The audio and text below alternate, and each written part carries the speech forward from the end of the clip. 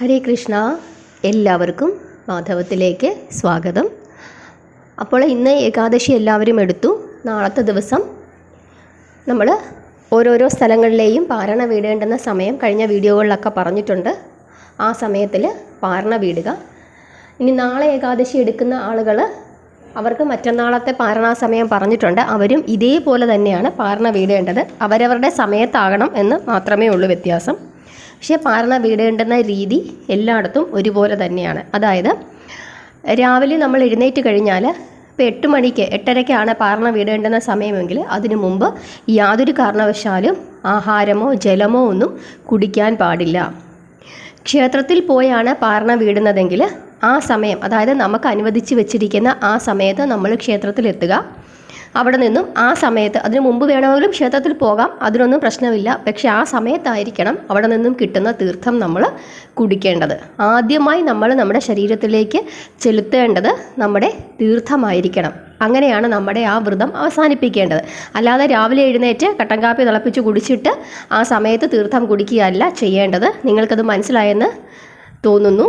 കാരണം രാവിലെ വെറും വയറ്റിൽ, അതായത് ആ സമയം വരെ, ഇപ്പോൾ 8:30 വരെ ആണെങ്കിൽ ആ 8:30 മണി വരെ നിങ്ങൾ യാതൊരു കാരണവശാലും മറ്റ് പദാർത്ഥങ്ങളൊന്നും കഴിക്കുകയോ കുടിക്കുകയോ ചെയ്യാൻ പാടില്ല.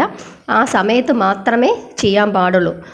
അതായത് ആ അനുവദിച്ചിരിക്കുന്ന സമയം, ആ സമയത്ത് നമുക്ക് ക്ഷേത്രത്തിൽ നിന്നും കിട്ടുന്ന തീർത്ഥം മേടിച്ച് കുടിച്ച് നമ്മുടെ പാരണ അവസാനിപ്പിക്കാം.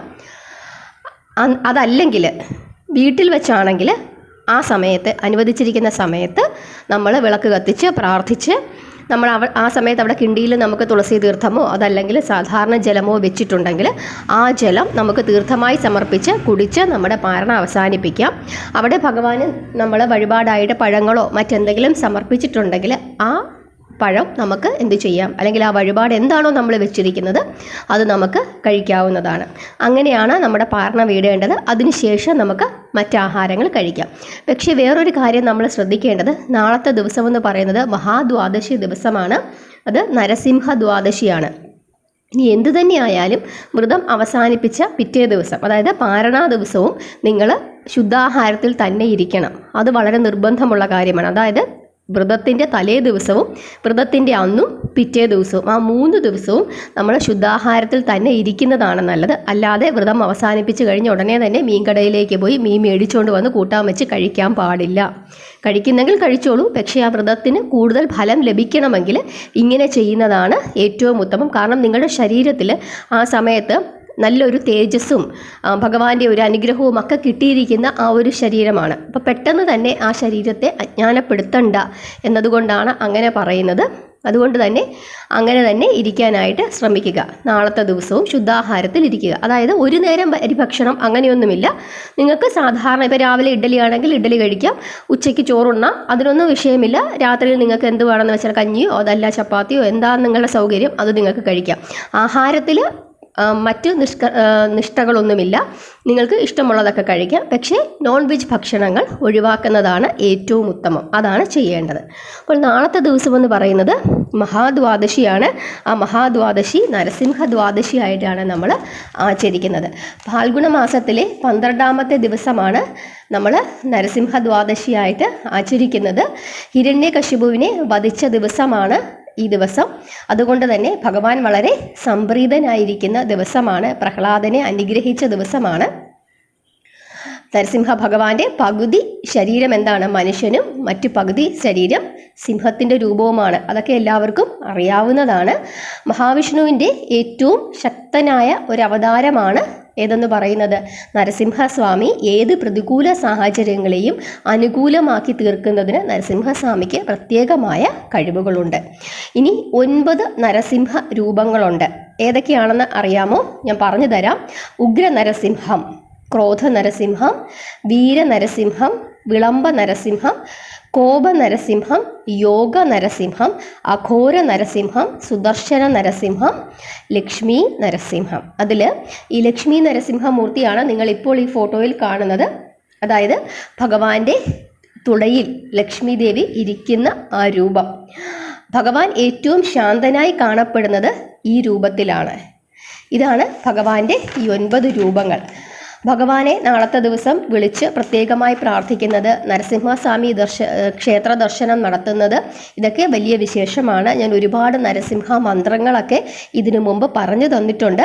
ഇനി മറ്റൊരു പ്രധാനപ്പെട്ട ഒരു നരസിംഹ മന്ത്രമാണ് കടബാധ്യതകളിൽ നിന്നൊക്കെ മാറ്റുന്നതിന്. അതൊക്കെ നിരന്തരം ചൊല്ലിക്കഴിഞ്ഞാൽ നമുക്ക് ഏതൊരു സാമ്പത്തിക പ്രതിസന്ധി ഉണ്ടെങ്കിലും അതൊക്കെ മാറ്റുന്നതിന് വളരെ ഉത്തമമാണ് എന്ന് വിശ്വസിക്കുന്ന ഒരു മന്ത്രം ഞാൻ നിങ്ങൾക്കിപ്പോൾ പറഞ്ഞു തരാം. കേട്ടോളൂ. നമസ്തേ നരസിംഹായ പ്രഹ്ലാദാഹ്ലാദദായിനി ഹിരണ്യകശിപോർവക്ഷഃ ശിലാതങ്ക നഖലയേ. ഇത് ഞാൻ ഡിസ്ക്രിപ്ഷൻ ബോക്സിൽ എഴുതിയിട്ടേക്കാം, അതുപോലെ കമൻറ്റ് ബോക്സിലും പിൻ ചെയ്തിട്ടേക്കാം. ഇതിനു മുമ്പ് ഞാൻ ഒരുപാട് നരസിംഹ മന്ത്രങ്ങൾ പറഞ്ഞിട്ടുണ്ട്. ആ മന്ത്രങ്ങളൊക്കെ ചൊല്ലാം. അല്ലെങ്കിൽ ഉഗ്രം വീരം നരസിംഹം എന്ന മന്ത്രം നിങ്ങൾക്ക് 108 തവണ ജപിക്കാം. ഇതൊന്നും പറ്റുന്നില്ലെങ്കിൽ ഓം നരസിംഹായ നമേന്ന് 108 തവണ നിങ്ങൾക്ക് ജപിക്കാം. രാവിലെയും വൈകുന്നേരവും ജപിക്കാം, ഉച്ചയ്ക്ക് ജപിക്കാം. നരസിംഹ ക്ഷേത്രങ്ങളുണ്ടെങ്കിൽ ആ ക്ഷേത്രത്തിൽ പോയിട്ട് ഒരു നെയ്വിളക്കൊക്കെ കത്തിച്ച് ഭഗവാനെ പ്രാർത്ഥിക്കാം. ഇതൊക്കെ വലിയ വിശേഷമാണ്. കാരണം നമ്മുടെ ജീവിതത്തിൽ ഉണ്ടാകുന്ന പ്രതിസന്ധി ഘട്ടങ്ങൾ, നമുക്ക് ഒട്ടും അങ്ങോട്ട് മുമ്പോട്ട് പോകാൻ പറ്റുന്നില്ല, അങ്ങനെയുള്ള പ്രതിസന്ധി ഘട്ടങ്ങൾ, അതുപോലെ നമ്മൾ രാത്രിയിൽ ദുസ്വപ്നം കാണുക, കടബാധ്യതകളിൽ നിന്ന് നമ്മൾ വല്ലാത്ത ഒരു പ്രശ്നത്തിൽ അനുഭവിക്കുക, അങ്ങനെയൊക്കെയുള്ള പ്രശ്നങ്ങൾ, ഒരുപാട് പ്രശ്നങ്ങൾ നമ്മുടെ ജീവിതത്തിൽ ഉണ്ടാകുമല്ലോ. അപ്പോൾ ഇങ്ങനെയുള്ള പ്രശ്നങ്ങളിൽ നിന്നൊക്കെ, അതായത് വലിയ വലിയ പ്രശ്നങ്ങളിൽ നിന്നൊക്കെ നമ്മളെ രക്ഷിക്കുന്നതിന്, വിദ്യാപുരോഗതിക്ക്, ഇതിനെല്ലാം തന്നെ നരസിംഹമൂർത്തിയെ പ്രാർത്ഥിക്കുന്നത് വലിയ ഫലം ചെയ്യും. കാരണം ഭക്തനോട് നമുക്ക് തോന്നും ഭഗവാൻ വളരെ ഉഗ്രരൂപിയാണ്. പക്ഷേ നമ്മൾ ആലോചിച്ച് നോക്കുക, പ്രഹ്ലാദൻ അത്രത്തോളം ഭഗവാനെ പ്രാർത്ഥിച്ചപ്പോൾ മഹാവിഷ്ണുവിനെയാണ് പ്രാർത്ഥിച്ചത്, നരസിംഹത്തിനെ അല്ല പ്രാർത്ഥിച്ചത്, നരസിംഹ രൂപത്തെയല്ല പ്രാർത്ഥിച്ചത്, മഹാവിഷ്ണുവിനെയാണ് പ്രാർത്ഥിച്ചത്. അപ്പോൾ ആ മഹാവിഷ്ണു പ്രഹ്ലാദനെ രക്ഷിക്കുന്നതിന് വേണ്ടി അദ്ദേഹത്തിൻ്റെ മുമ്പിൽ പ്രത്യക്ഷപ്പെട്ട ആ രൂപമാണ് നരസിംഹ രൂപം. വളരെ ക്രോധത്തിലാണ് ആ രൂപം പ്രത്യക്ഷപ്പെട്ടതെങ്കിലും ആ കൃത്യം നിർവഹിച്ചു കഴിഞ്ഞപ്പോൾ അദ്ദേഹം വളരെ ശാന്തനാവുകയും പ്രഹ്ലാദനെ അനുഗ്രഹിക്കുകയുമാണ് ചെയ്തത്. ഹിരണ്യകശിപുവിന് മോക്ഷമാണ് കിട്ടിയത്. നമ്മൾ ദശാവതാരങ്ങളെന്ന് പറയുന്ന ഒരു ഫോൾഡർ നമ്മുടെ ഇതിൽ കിടപ്പുണ്ട്, പ്ലേലിസ്റ്റിലുണ്ട്. അതിനകത്ത് നമ്മുടെ ഈ ദശാവതാരങ്ങളെല്ലാം നമ്മൾ അതിനകത്ത് കഥയായിട്ട് ഇട്ടിട്ടുണ്ട്. അതിനകത്ത് നരസിംഹസ്വാമിയുടെ അവതാര കഥ നമ്മൾ ഇട്ടിട്ടുണ്ട്. കാണാത്തവരെല്ലാവരും ആ കഥ പോയി കാണണം. ഹിരണ്യകശിപു ആരായിരുന്നു മുൻജന്മത്തിൽ എന്നതൊക്കെ അതിനകത്ത് പറയുന്നുണ്ട്. എന്തുകൊണ്ടാണ് അദ്ദേഹം ഹിരണ്യകശിപുവായിട്ട് ജനിച്ചത്, ഇങ്ങനെയുള്ള കാര്യങ്ങളെല്ലാം പറയുന്നുണ്ട്. അപ്പോൾ അതെല്ലാം നിങ്ങളൊന്ന് കേട്ടിരിക്കുന്നത് വളരെ നല്ലതാണ്. അങ്ങനെ നാളത്തെ ദിവസം നമ്മൾ പ്രാർത്ഥിക്കേണ്ടുന്ന ഭഗവാന്റെ രൂപമാണ് എന്തെന്ന് പറയുന്നത്, നരസിംഹമൂർത്തി രൂപം. അപ്പോൾ നമുക്കറിയാവുന്ന നാമങ്ങളൊക്കെ ചൊല്ലി ഭഗവാനെ പ്രാർത്ഥിക്കുക. അതുപോലെ നെയ്വിളക്ക് ഭഗവാന് വലിയ വിശേഷമാണ്, നെയ്വിളക്ക് കത്തിക്കുന്നത്. അപ്പോൾ നെയ്വിളക്ക് കത്തിച്ച് പ്രാർത്ഥിക്കുക. ഇനി നരസിംഹസ്വാമിയുടെ ക്ഷേത്രം ഇല്ലെങ്കിൽ പോലും നമ്മൾ വിഷ്ണു ക്ഷേത്രത്തിൽ ചെന്ന് കഴിയുമ്പം ഭഗവാനെ ഒന്ന് മനസ്സിലോർക്കുന്നത് വളരെ നല്ലതാണ്. കാരണം മഹാവിഷ്ണുവിൻ്റെ അവതാരങ്ങൾ തന്നെയാണല്ലോ ഇതെല്ലാം. അപ്പോൾ അങ്ങനെയെല്ലാം ഒന്ന് ഓർത്ത് നിങ്ങൾ ആ ദിവസത്തെ പ്രത്യേകത മനസ്സിലാക്കി പ്രാർത്ഥിക്കുക. എല്ലാവിധത്തിലുള്ള അനുഗ്രഹങ്ങളും ഭഗവാൻ നിങ്ങൾക്ക് എല്ലാവർക്കും തരും. വലിയ സാമ്പത്തിക പ്രതിസന്ധി ഉള്ളവർ ഞാൻ ഈ പറഞ്ഞ മന്ത്രം ഒന്ന് ചൊല്ലി കുറച്ച് കാലം അങ്ങോട്ട് ചൊല്ലുക. നിങ്ങളുടെ ആ ദോഷം മാറുന്നിട വരെ നിങ്ങളത് ചൊല്ലുക. കുറച്ച് കാലം ചൊല്ലിക്കഴിയുമ്പോൾ തന്നെ അതിനൊരു പരിഹാരം ഉണ്ടാകുന്നതായിട്ട് നമുക്ക് മനസ്സിലാകും. കൃത്യമായ കണക്കുകളൊന്നും വെക്കണ്ട. കാരണം ഓരോരുത്തർക്കും ഓരോരോ ദോഷങ്ങളായിരിക്കും. ചിലർക്ക് പെട്ടെന്ന് മാറും, ചിലർക്ക് താമസം വരും. കാരണം അത് അവരുടെ ആ ദോഷത്തിൻ്റെ കാഠിന്യം അനുസരിച്ചിട്ടിരിക്കും. ഒരു മരുന്നായാലും അങ്ങനെയാണല്ലോ, നമ്മൾ കഴിക്കുമ്പോൾ ചിലർക്ക് പെട്ടെന്ന് 2 ദിവസം കഴിക്കുമ്പോൾ അങ്ങ് മാറും, ചിലർക്ക് പക്ഷേ ഒരു കോഴ്സ് കംപ്ലീറ്റ് ചെയ്യേണ്ടി വരും, ചിലർക്ക് 2 കോഴ്സ് കംപ്ലീറ്റ് ചെയ്യേണ്ടി വരും. അതൊക്കെ ഓരോരുത്തരുടെ അവസ്ഥ. അതുപോലെ തന്നെയാണ് ഇതുപോലുള്ള നാമങ്ങളും. ഭഗവാനെ വിശ്വസിച്ച് പ്രാർത്ഥിക്കുക. പ്രാർത്ഥിച്ചു കഴിഞ്ഞാൽ തീർച്ചയായിട്ടും അതിൻ്റെ ഫലം ഭഗവാൻ തന്നിരിക്കും. നമ്മുടെ ശ്രീപത്മനാഭസ്വാമി ക്ഷേത്രത്തിലെ നരസിംഹമൂർത്തി അതിശക്തിശാലിയായ നരസിംഹമൂർത്തിയാണ്. കണ്ടിട്ടുണ്ടോ നിങ്ങൾ? അതിൻ്റെ മുമ്പിൽ എപ്പോഴും ഒരു തിരുമേനി ഇരുന്നിട്ട് ഭാഗവതം വായിച്ചുകൊണ്ടേയിരിക്കും. നെയ്വിളക്കൊക്കെ എല്ലാവരും കത്തിക്കും. കാരണം ഈ ഭാഗവതം വായിച്ചുകൊണ്ടിരിക്കുന്നത് ഭഗവാനെ ഇങ്ങനെ തൃപ്തിപ്പെടുത്തുന്നതിന് വേണ്ടിയിട്ടാണ്, അദ്ദേഹത്തിന് ശാന്തനായിരിക്കുന്നതിന് വേണ്ടിയിട്ടാണ് എപ്പോഴും ഭാഗവതം ചൊല്ലിക്കൊണ്ടിരിക്കുന്നത്. അവിടെ പത്മനാഭസ്വാമിയോളം തന്നെ പ്രാധാന്യമാണ് ആരെന്ന് പറയുന്നത്, നരസിംഹമൂർത്തി എന്ന് പറയുന്നത്. അതുകൊണ്ട് തന്നെ എല്ലാവരും നരസിംഹമൂർത്തിയെ പ്രാർത്ഥിക്കുക. ഭഗവാന്റെ അനുഗ്രഹം തീർച്ചയായിട്ടും ഉണ്ടാകും.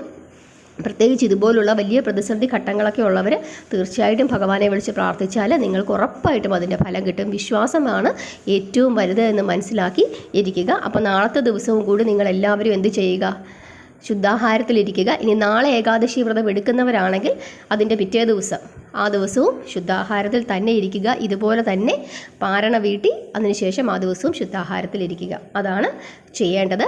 എല്ലാവരെയും ഭഗവാൻ അനുഗ്രഹിക്കും. എല്ലാവർക്കും സംശയങ്ങളൊക്കെ മാറിയെന്ന് തോന്നുന്നു. എല്ലാവരും പ്രാർത്ഥിക്കുക, പരമാവധി സമയം ജപിക്കുക. ഹരേ കൃഷ്ണ.